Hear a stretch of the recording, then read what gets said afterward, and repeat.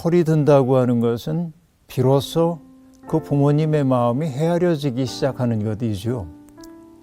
그러나 옛말에도 있는 것처럼 철이 드는 순간 우리는 작별의 시간이 다가왔다는 사실을 아주 아프게 자각하곤 합니다. 부모님이 기다려주시지 않죠. 이게 이제 우리를 후회에 가득 차게 만들긴 합니다만은 그렇게 부모님의 마지막 시간을 아름답게 만드는 것은 전폭적 사랑을 받았던 자녀들의 마땅한 책임이라는 생각이 듭니다.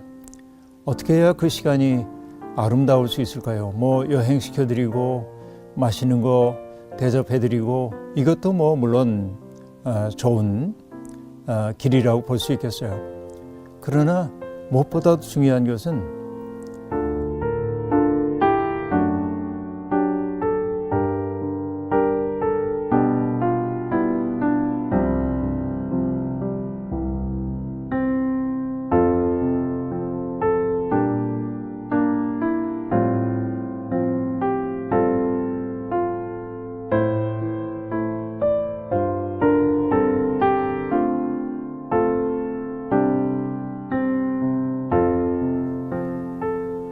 만남이 기쁨인 것처럼 헤어짐은 언제나 슬픔을 동반하죠. 그게 부모님과의 이별이라고 한다면은 그 마음은 더 각별할 수밖에는 없습니다. 왜냐하면은 부모님 생각하면은 불효자가 아닌 자식이 없거든요, 세상에. 그분들이 우리에게 베풀어 주셨던 사랑의 크기는 우리가 헤아릴 수도 없고 또 헤아릴 생각도 없이 여겼던 거죠. 그러니까 부모님의 사랑이라고 하는 것은 당연한 것으로 우리가 받아들였죠. 사실은 그 당연함이 우리를 살게 만들고 우리를 성숙하게 만든 것도 사실이지만 철이 든다고 하는 것은 당연한 줄 알았던 것이 당연한 것이 아니었구나라고 하는 것을 알아차리는 것일 겁니다. 우리도 자녀를 키워봐서 알지만은 자녀들을 위해서 부모는 자기의 모든 것을 다 내어주거든요. 또 그렇게 줄 수 있었던 까닭은 자녀들이 우리에게 주는 행복과 기쁨이 있었기 때문에 그렇습니다. 사실은 어떤 의미에서는 자녀들은 부모들을 영적으로 키우는 선물인지도 몰라요.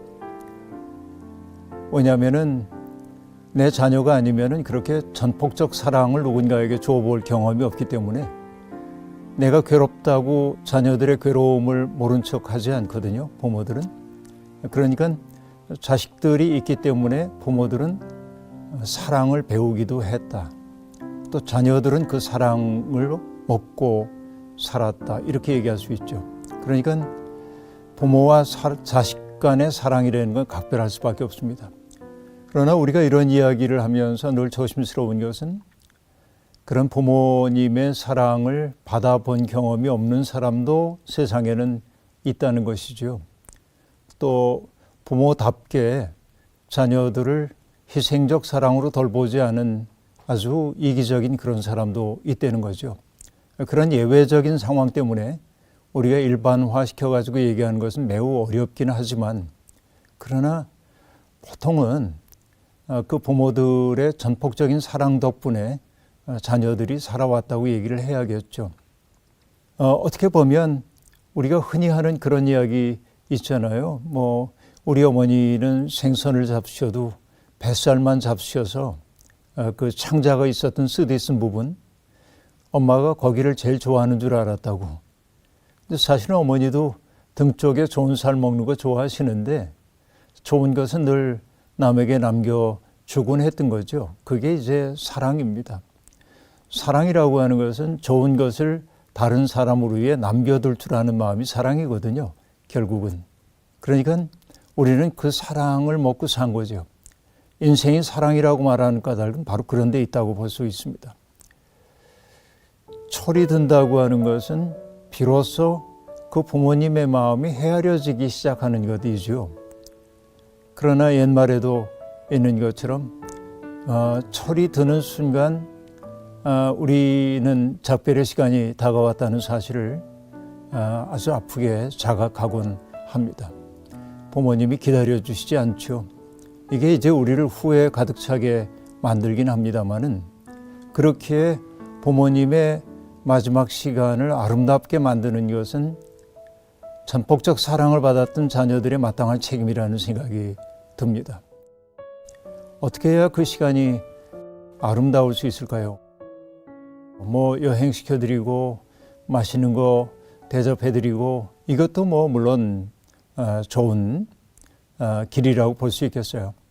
그러나 무엇보다도 중요한 것은 내 부모님의 삶이 병중에 있음에도 불구하고 소중하게 자녀들에게 여겨지고 있다고 하는 것. 내 부모님들이 비록 내게 지금 남겨줄 수 있는 것도 없고 또 당신의 몸과 마음을 온전히 우리에게 의탁할 수밖에 없지만 그럼에도 불구하고 그 어머니 아버지의 삶이 자녀들에 의해 받아들여지고 존중받고 있고 사랑받고 있다고 하는 사실을 느낄 수 있도록 해드리는 것. 이것이 부모님에게 우리가 부모님의 마지막 순간에 해야 할 가장 중요한 일인 것 같아요. 물론 분주하기 때문에 많은 시간을 내고 또 수고하고 하는 이 일이 쉽지 않고 또 때때로 우리는 아직은 시간이 있다고 하는 생각을 품을 때가 있거든요. 그래서 갑자기 그분들이 떠나고 나면 이렇게 가실 줄 몰랐다고 말할 때도 있습니다. 그래서 아직 빛이 있는 동안에 어둠이 찾아오기 전에 우리가 해야 할 일을 해야 할 거다 하는 생각이 들고요. 다른 거 없습니다. 어머니 아버지의 삶은 참 소중한 삶이었습니다. 덕분에 제가 존재합니다 라고 하는 거 느끼게 해드려야 합니다. 예수님이 그러셨잖아요. 너희가 땅에서 맨 것은 하늘에서도 매일 것이고 땅에서 푼 것은 하늘에서도 풀릴 거다 라고 말했어요. 그래서 부모님과 자식 사이에도 긴밀한 이야기를 나눌 필요가 있습니다. 이러이러할 때 어머니 속상하셨죠. 이러이러할 때 나도 이렇게 속상했습니다. 그러나 돌이켜 생각해 보니까 그게 어머니 혹은 아버지가 내게 주셨던 사랑임을 이제 비로소 깨닫습니다. 그래서 마음속에 뭉쳐있던 응어리져 있던 것들을 하나둘 풀어내는 그런 과정이 부모님과의 마지막 시간에 가져야 할 소중한 일인 것 같고요. 무엇보다도 그분들이 내가 사랑의 분위기 가운데서 이제는 죽음을 맞이하겠구나. 이 느낌을 갖는 게 무엇보다도 필요하다는 생각이 들어요.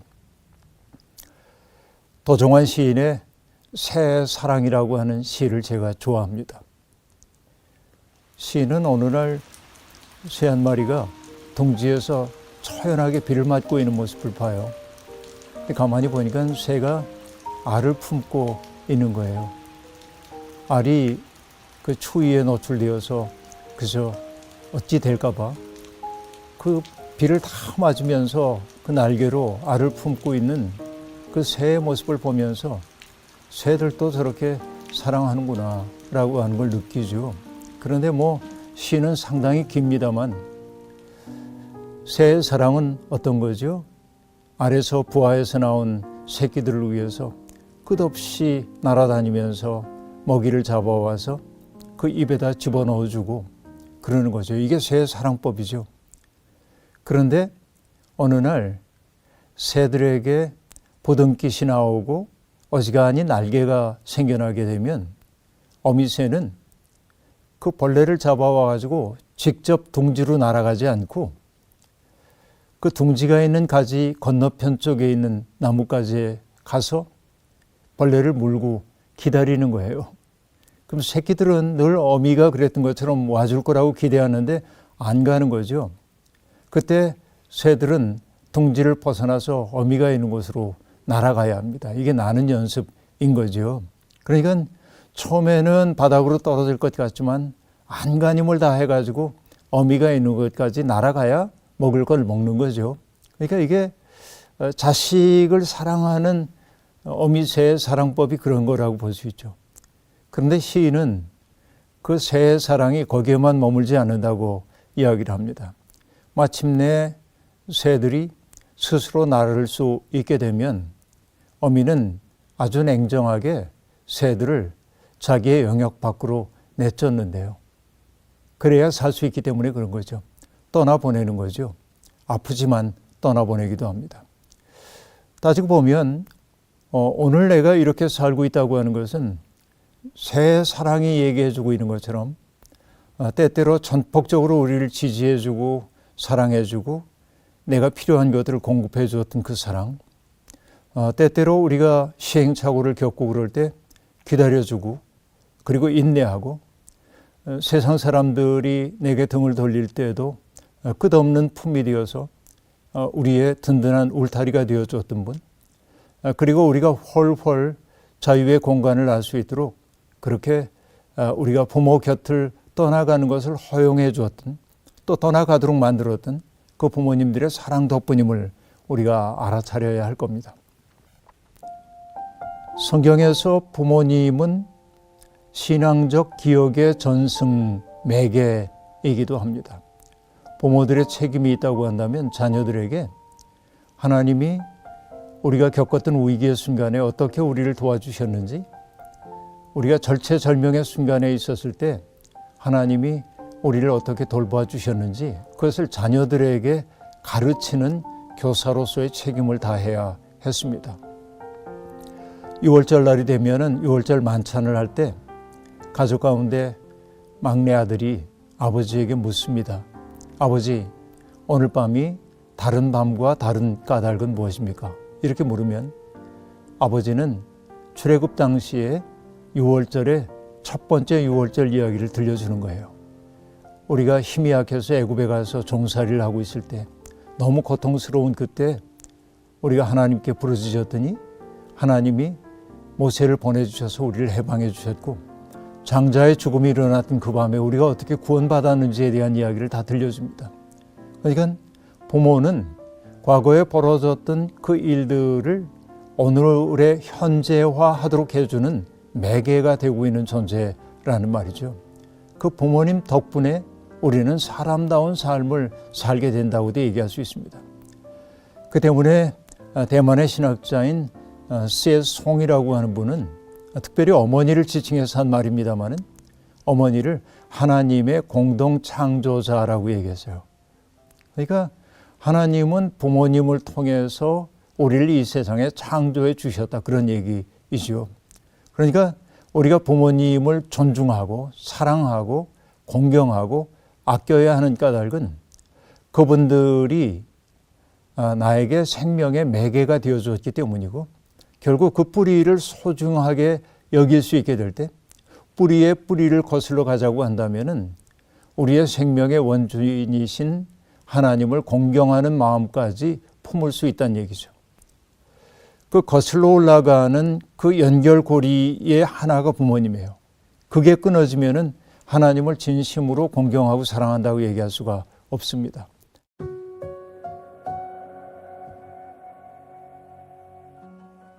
부모님이 연세가 되시면은 연약해지잖아요. 그 자녀들이 해야 하는 일은 자기의 삶을 조정해야 돼요. 부모님의 시간에 맞춰서.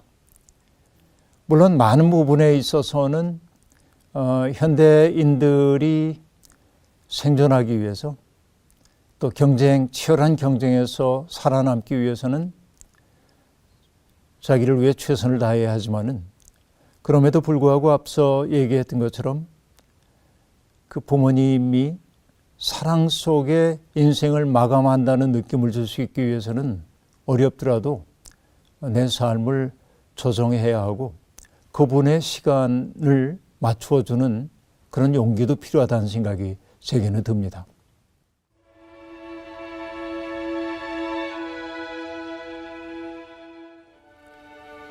우리가 기독교 2000년 역사에서 아주 아름다웠던 모자 관계를 들라고 한다면 성자 어거스틴과 어머니 모니카의 이야기라고 볼 수 있습니다. 모니카의 사랑은 기가 막히죠. 아들이 방황하고 있을 때 모니카는 주교님을 찾아가지고 청하거든요. 내 아들이 너무 방황하고 있으니 제 아들을 좀 선한 길로 인도해 주십시오. 그러자 그 주교가 한 유명한 이야기가 있어요. 눈물의 기도로 키우는 자식은 망하는 법이 없습니다 라고 말하거든요. 그러니까 오늘 우리가 살고 있는 것도 부모님들의 기도 덕분일 겁니다. 그 부모님이 기독교인일 수도 있고 아닐 수도 있습니다. 기독교인이 아닌 부모도 자식 잘 되기를 위해 기도했을 겁니다. 그 기도가 우리를 살게 하죠. 눈물의 기도가. 저도 이제 이만큼 나이가 되어서 부모가 되었고 또 할아버지, 할머니, 할아버지가 되기도 했습니다만 지금도 고백할 수 있는 게 내가 그냥 요만큼이라도 사람 굿이라고 사는 것은 내 어머니 아버지의 기도 덕분이다 하는 생각이 있어요. 객관적으로 입증하라고 하면 입증할 수는 없죠. 그러나 제 마음속에 확신이기도 합니다. 마치 예언자들이 자기가 예언자로 부름을 받은 것은 하나님이 나를 모태로부터 택해 주셨다고 고백하는 것처럼 그 부모님의 기도가 나를 지키는 울타리가 되고 있다는 생각을 저는 지금도 품고 있거든요. 모니카의 얘기는 그런 이야기일 겁니다. 방황하던 아들이 이제는 믿음 가운데로 돌아와요. 그리고 아들과 어머니는 고향인 북아프리카 다가세라고 하는 곳으로 가기 위해 배를 기다립니다. 그런데 배를 타기도 전에 모니카가 죽음의 시간을 맞이하게 됩니다. 어거스틴은 안타까웠어요. 어머니가 고향이 아닌 다른 땅에 묻혀야 한다는 것을. 그러나 어머니 모니카는 자기의 아들들에게 이야기를 합니다. 걱정하지 말라고. 내가 어디에 묻히든 하나님이 내가 묻힌 곳을 알지 못할 리가 없지 않느냐. 이렇게 말하거든요. 자식들에게 모니카가 부탁하는 것은 다른 것 아닙니다. 나를 어디에 묻는 문제가 아니라 너희들이 어느 곳에 가든지 주님의 제단 앞에서 나를 잊지 말아달라. 이렇게 이제 부탁을 하고 있습니다. 그리고 모니카가 유언처럼 어거스틴에게 하는 말이 있어요.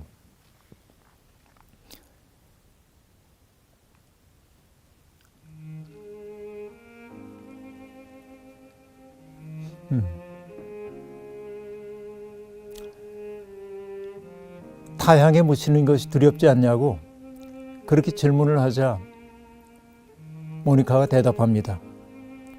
아무것도 하나님으로부터 멀리 떠나 있지 않고 세상 끝날에 하나님께서 어디에서 나를 부활시킬는지에 대해서 두려워할 필요가 없다. 나는 감사할 뿐이다. 이렇게 말합니다.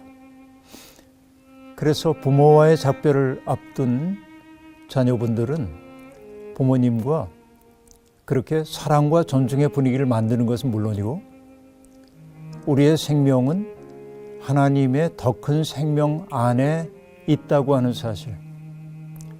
비록 죽는다고 해도 그 죽음이 영원한 이별이 아니라 하나님의 큰 생명 속에 안겨 있는 것이기 때문에 우리가 영적으로 이어져 있다고 하는 사실을